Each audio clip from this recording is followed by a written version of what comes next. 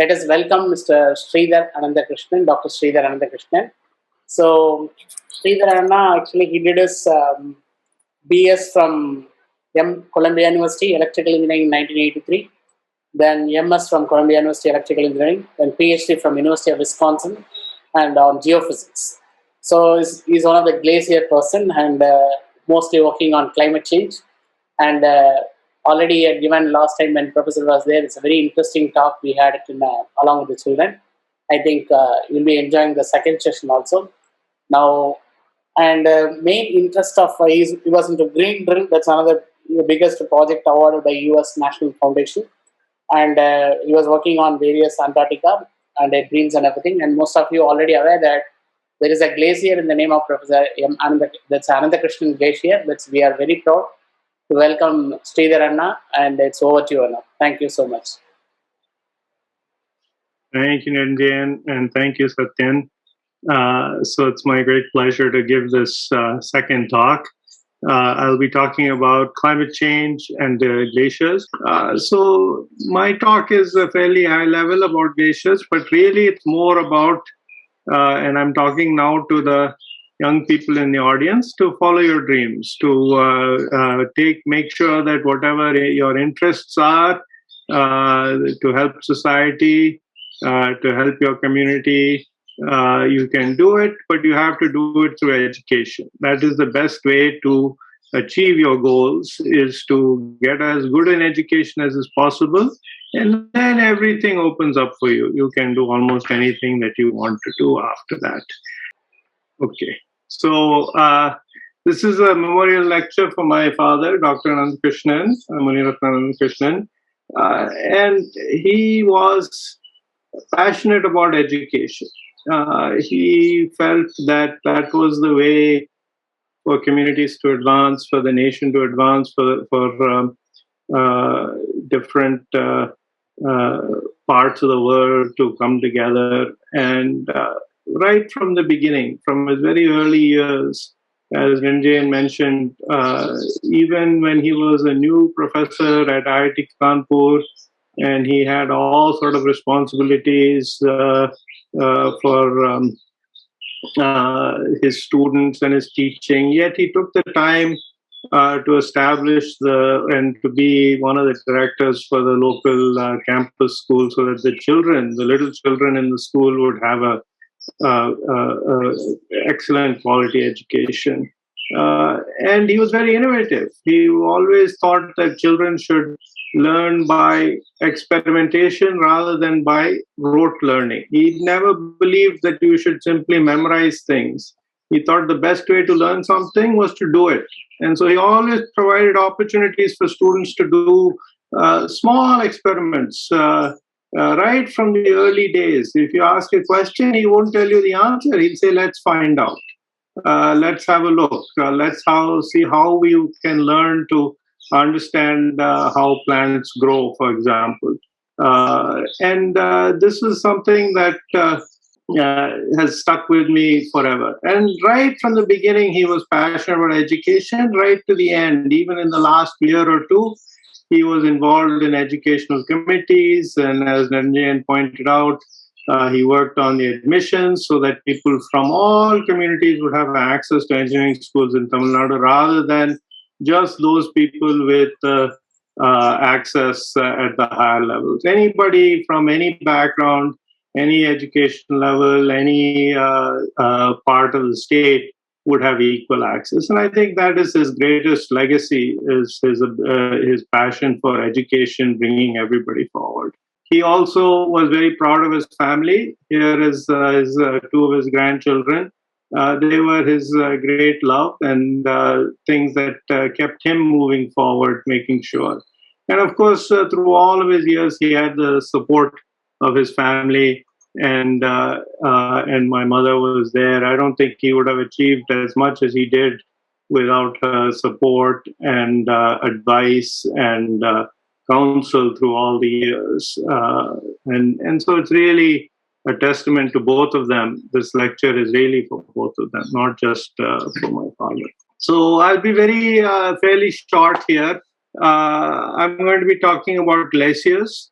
And the field of study is really what's called earth sciences, study of the earth generally. And this is a talk that is more for the students in the audience rather than for the sort of more experienced people who probably know all of this. But here in the background, you have a picture from Antarctica showing a glacier. So it's big mass of ice.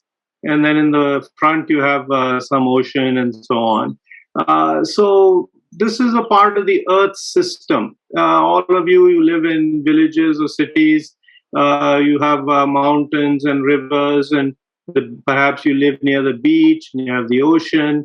All of these things are part of the Earth system, and glaciers are another part of the Earth system. So the question you might ask is, how does something so far away in Antarctica or Greenland or in the mountains in the Himalayas, how does it affect me here in Chennai or Madurai or some other place in Tamil Nadu or other parts of India or anywhere else in the world, for example, here in the United States? So here is a glacier. This is actually a photograph taken in the Himalayas. This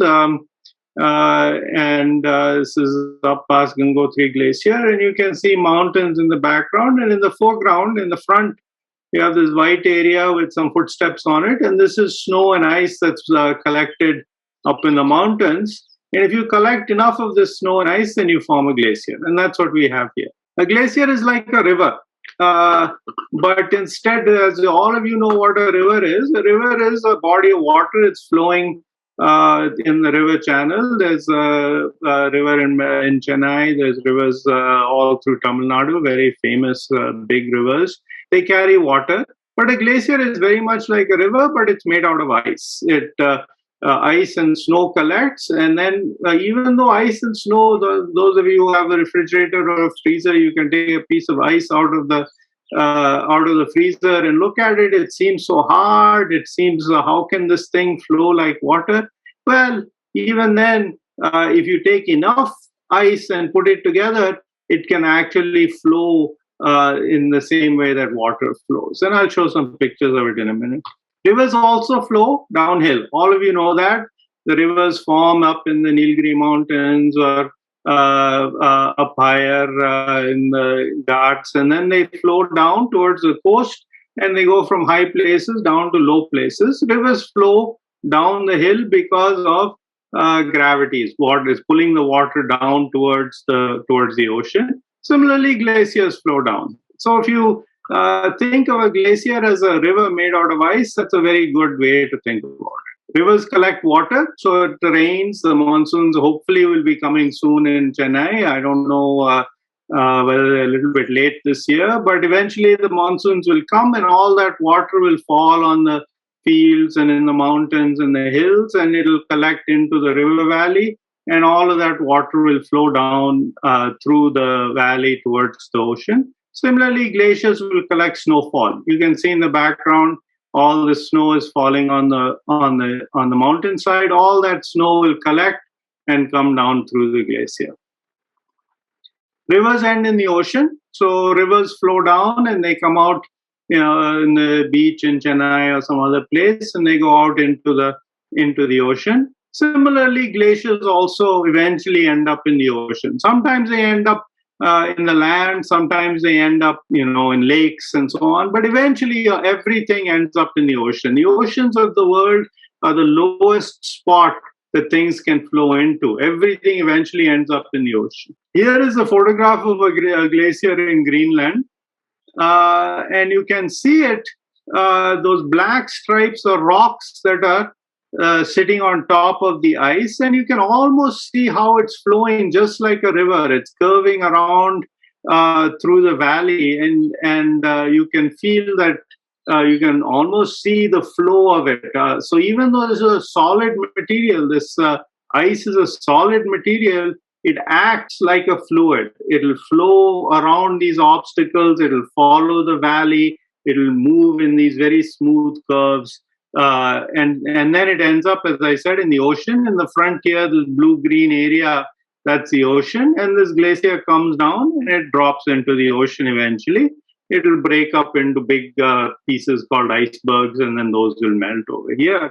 But the glacier is flowing continuously towards us, towards the ocean. So glaciers are only found where it's cold.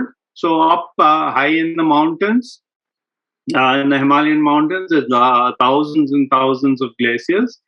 At the North Pole, even though the North Pole is not very high, it's very cold. The South Pole, it's not very high, but it's very cold. So you need to be cold, because otherwise you don't get snow, you get rain. So in Chennai, we never get snow because it's always warm.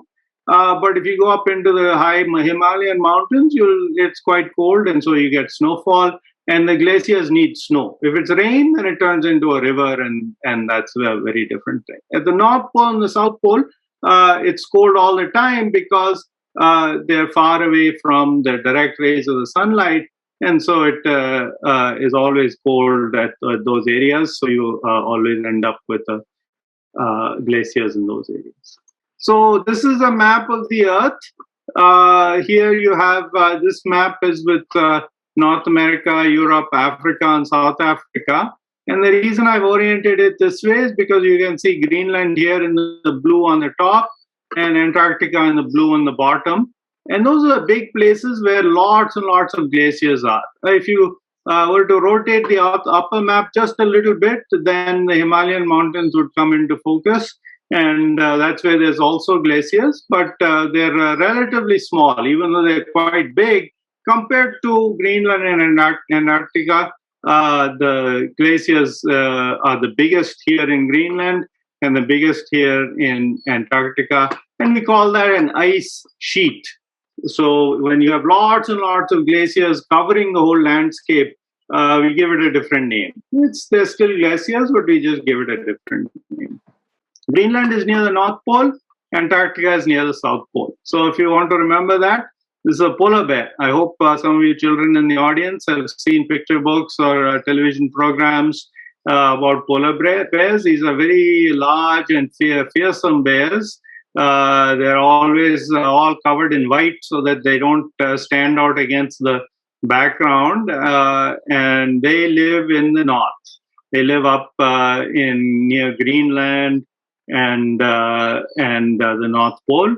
And they are quite awesome. They're very large.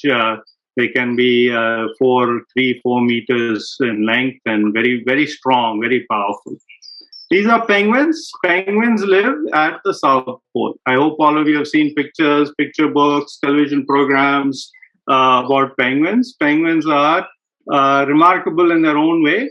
They are very able to withstand the cold. They don't need a coat, they don't need a hat, they don't need gloves, as all of us do when it gets cold. With them, it can be as cold as you want, and they're perfectly happy to walk around and make their living in life. And they eat fish, and they're very happy at the South Pole where it's extremely cold. But you should always remember, polar bears are in the north, penguins are in the south.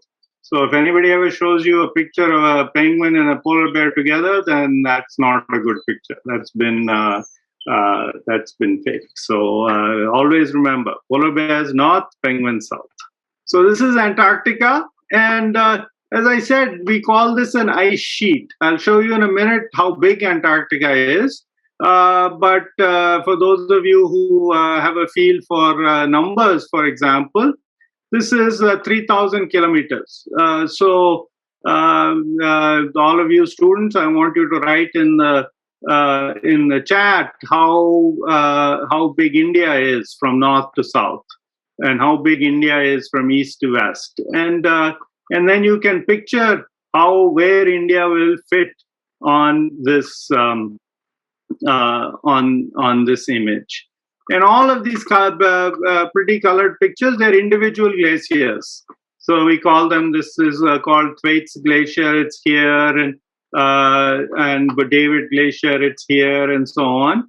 And each of these is an individual glacier, but all of them together, we call it an ice sheet. So there's one glacier that is named after my father and me, and it's Anandakrishnan Glacier, and it's over here. It's a smaller glacier, but I'm very proud for him and for me that we have a glacier with our name on it. So this is a map of Antarctica, and this is a map of North America. But I hope you have a feeling for how big North America is. This is United States, Canada, Mexico, and this is Antarctica laid on top of United States, Canada, and Mexico. So it's a very, very big place.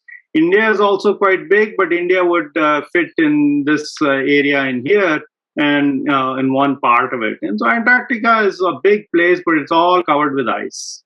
So why do we worry about Antarctica? I told you before that snow and ice glaciers are there where it's cold. Where it's not cold, the glaciers tend to melt.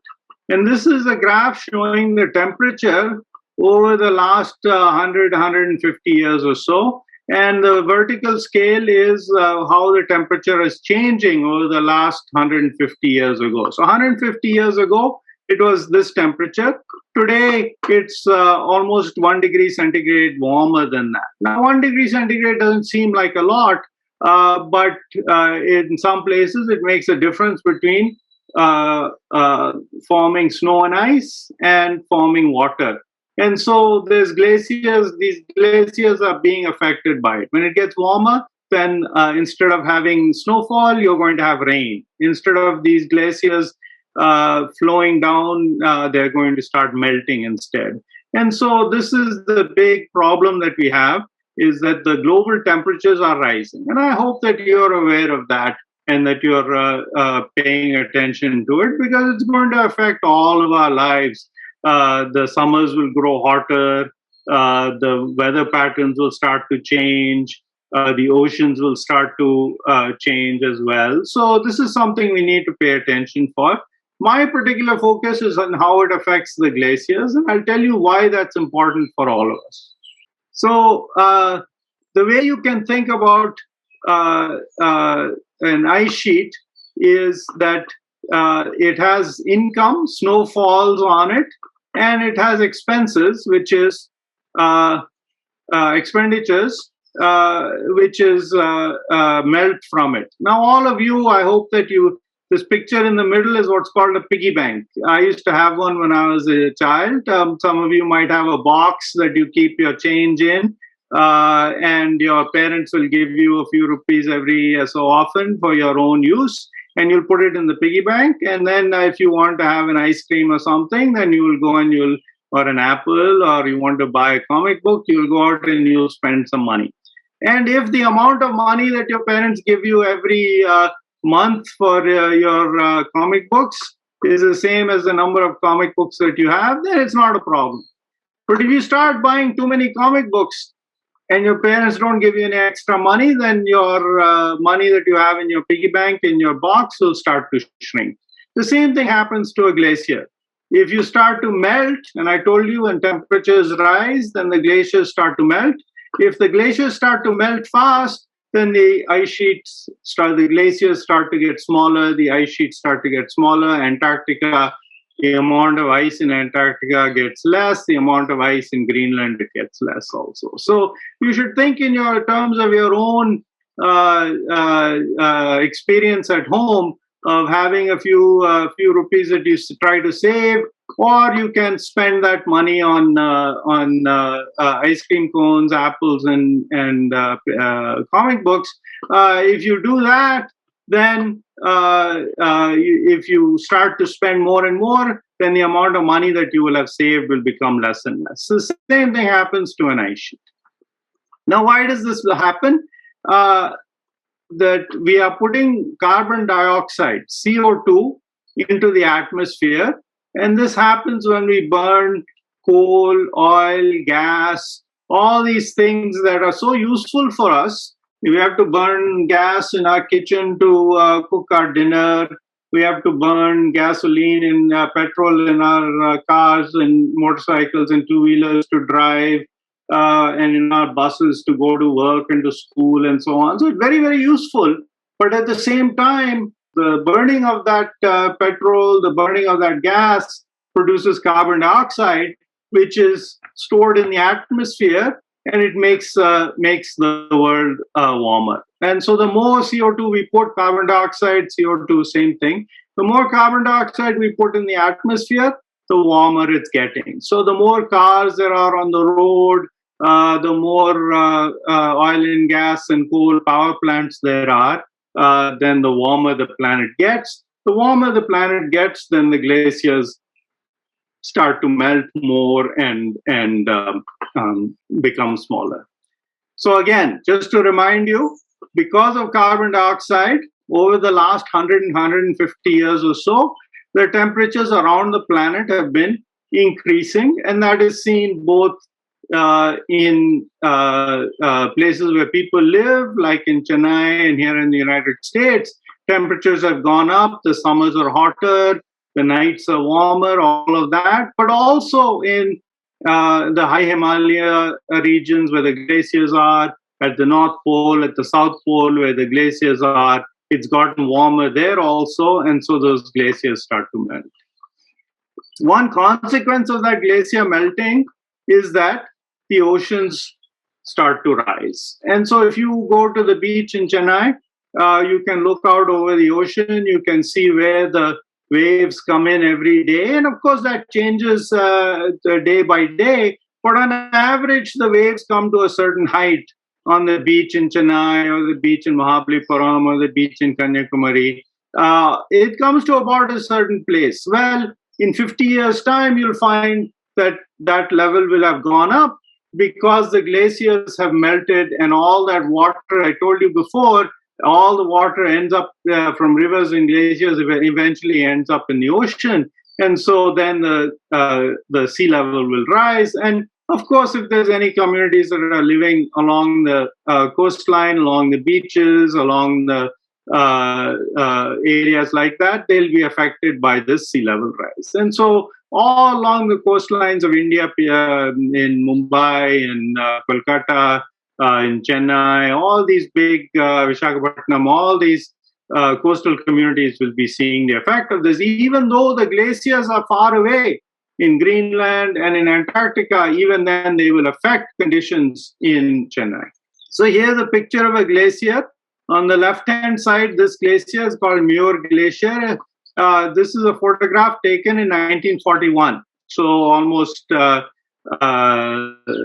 60 years ago, 80 years ago now. So this is a photograph taken in 1941, and this is a photograph taken in the same place in 2004, so a few years ago. And this glacier here on the left-hand side, it's all this gray. The left picture is, of course, black and white, but you can see all of this broken up area and white area is all the glacier. On the right side, the white area in the background is the glacier, but it's very, very far away. Both of these photographs were taken from the exact same place. They're taking this, looking at the same view. But the glacier is much, much smaller. Where did all that ice go? All that ice melted and went into the ocean, and it raises sea level. Glaciers are melting, the water ends in the ocean rises. Why is that? The melt is because we are heating the planet, and ice melts when it's heated. So if you don't remember anything else from this talk, please just remember this part, which is that because of the carbon dioxide we are putting in the atmosphere, we are raising the temperatures. As we raise the temperatures, the glaciers melt. As the glaciers melt, then the ocean level rises, the sea level rises all around the world, including in Chennai, including in Kanyakumari and Visakhapatnam. So I will skip forward here a little bit. So this is a cartoon, the visualization of what a glacier might look like. I've imagine taking a cake and taking a knife and slicing it into pieces. And so you can look down through the glacier, and it's thick. Glaciers can be as much as 1 kilometer or 2 kilometers thick. And so we stand up here on top of the glacier. All the pictures I've shown you are standing here on top of the glacier, but there's a lot that goes on underneath it that we need to understand. And so the work that I do is something, so this is a question for the students in the audience. I hope you can answer it. Do you all know how dolphins and bats move around in the water and move around in the air? So some of you in the audience, the students might have heard that the way that bats move, and we have a lot of bats in Chennai, I've seen them flying around in the night, it's dark, and yet somehow they're managing to fly very, very nicely. And the way they do it is they put out a small sound and then they listen for the sound coming back. And if they're flying towards a wall, they'll hear an echo from the wall and they'll say, oh no, there's a wall here, and they'll go off to the side. Dolphins do the same thing. When they're swimming through the ocean, they'll make a small sound and they'll listen for the echo, and that will tell them, oh, there's a fish over here I can go and catch and eat, or oh, there's a friend over here I can go and visit. So dolphins and bats do something. Excellent. Somebody in the chat has pointed out. It's called echolocation. So we also do it. Next time that you're walking and there's a wall nearby, you should shout. You should shout, hello, and listen. And if it's a quiet place and there's no cars or anything, you might even hear the echo of the sound coming back to you. And if you close your eyes, you'll be able to tell how far away you are from that wall. And that's a very basic principle. You make a sound, you listen for the echo. And that is what we do. That is what I do. I make radar systems, which are radio waves, and seismology, which is a fancy word for sound.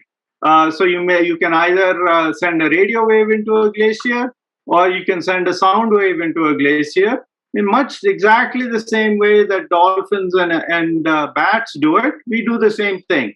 Dolphins and bats are smarter than we are, so they can do it instantaneously. We have to spend a lot of time and effort and analysis to make the same determination. But the idea is the same. You make a sound, the sound goes down into the glacier, and it reflects off the bottom of the glacier, comes back up. And that way we can tell what is going on inside the glacier without having to make a hole or to dig or anything like that. Just using these sound waves, we can tell what's going on. So seismology is the science of measuring the vibration of the ground. And radar, we use electrical waves instead. So we make a sound and we listen for that echo, and we call that seismology. We make a radio wave, we listen for the echo of the radio wave, we call that radar. It's very, very basic, very simple, but the math is well determined. Here is a student of mine. She and I were in Antarctica 2 years ago together. And this is all the equipment. You can see in the bottom here, this is a glacier. All that white surface is snow. We are wearing very thick coats because it's very cold. My student Kaya, she has a cap on. She has sunglasses on because the snow is so bright that it will hurt your eyes if you don't have sunglasses on all the time. Even on cloudy days, you need to wear these sunglasses, not to be fashionable, not to simply be comfortable. This is actually to protect your eyes. You need the sunglasses because the sun is so bright as it reflects off of the snow that it'll actually damage your eyes if you don't wear sunglasses. So you have to wear that. You have to wear thick gloves. You can see that she's wearing gloves. You need a thick coat. You need, you can't see it here. You need very good boots to keep your feet warm. But once you wear all the proper clothes, then you can be quite comfortable and you can work all day long without any problem at all. The human body is very good at staying warm if you can keep the heat together. That's why in the wintertime, all of you wear coats and hats and gloves, because you're just trying to keep the heat that you generate inside of you. This is all of our equipment in the background that we use for making the sounds and listening for the echo. And here is our lunchtime. Sometimes we have to take a break. We have a thermos here with hot water in it, and then we'll make some hot chocolate. We'll have some sandwiches and so on. Here are the gloves that we wear and the big coats and so on. And this is a photograph of my student. And you can see in the background this beautiful rainbow. And in Antarctica, you get these rainbows. All of you, I hope, have seen those rainbows. They curve like this. In Antarctica, they go around in a big circle because the atmosphere is filled, instead of being filled with water, it's being filled with ice. And so the rainbow forms slightly differently. So there's small, tiny particles of ice in the atmosphere instead of tiny particles of water. So around in Chennai, when it rains, after it rains, if you go outside, sometimes you'll see a beautiful rainbow that's formed by the water particles that are in the air. In Antarctica, you get these beautiful rainbows that are formed by the ice particles that are in the air. So how do you make a sound?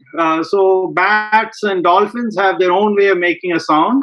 We use explosives. Explosives are basically firecrackers, very large firecrackers. So at Diwali time, you'll set up a firecracker and it'll make a loud noise. We do the same thing. But instead of putting it in the air, we put it down inside the snow, and that sound goes down into the glacier. And then we can listen for the echo. Sometimes we also can use a big hammer, actually a physical hammer. Just hit the ground with the hammer and we can listen for the echo. Because hitting the ground with the hammer also makes a sound. Here is a truck with a big hammer underneath it. And this truck has a big motor in it, and this plate here will go up and down. It'll hit the ground. It'll make a sound. That sound will go down into the ground, and then you listen for the echo to come back. And that's how you tell what's inside the earth without having to dig a hole, without having to drill a hole, anything like that. And here's some of my colleagues. These are the instruments we use. Here are the big boots you have to wear, gloves, coat, hat, sunglasses, shovel, all the things that you need to work in Antarctica. These are different tools, but the idea is very straightforward. Here are some of the shelters that we use. There's a tent in the background that we sleep in at night. These machines in the foreground, you can see they have a belt underneath. So instead of using wheels the way you would use to drive over the roads, if we had wheels on these, and the wheels would just sink right into the snow because the snow is a little bit soft. So we have these belts here, and so so that the machine can travel over the surface without sinking down and getting stuck. In the back, you have these sleds. We pull them with these machines, and we carry all of our equipment on here. And then we work inside these small huts also.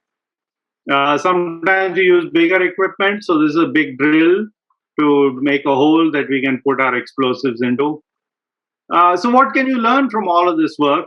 We can learn how thick the ice is. That's one of the most important things we need to know, is how thick is the ice. But standing on top, we can't tell. We don't know how much ice there is below our feet. So if you were to go and take a boat into the ocean, for example, you're sitting in this boat on top of the ocean, or if you take a boat across a river, you don't know how deep the water is, right?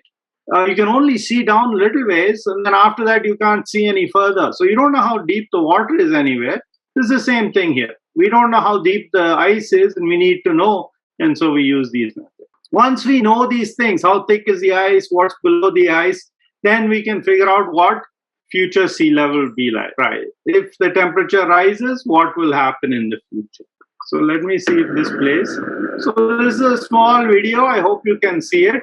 I'm flying in an airplane in Antarctica. On the top right is the wing of the airplane. That's what that is. The ocean is the blue, and all the white is a glacier.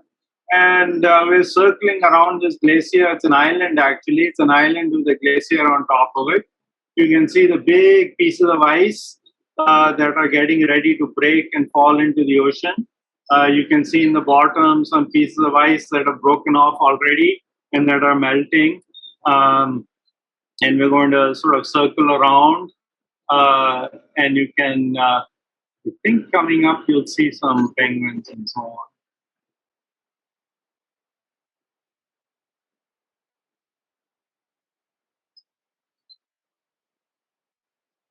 So now the airplane is landing on this glacier. So this gives you an idea of what it looks like in Antarctica.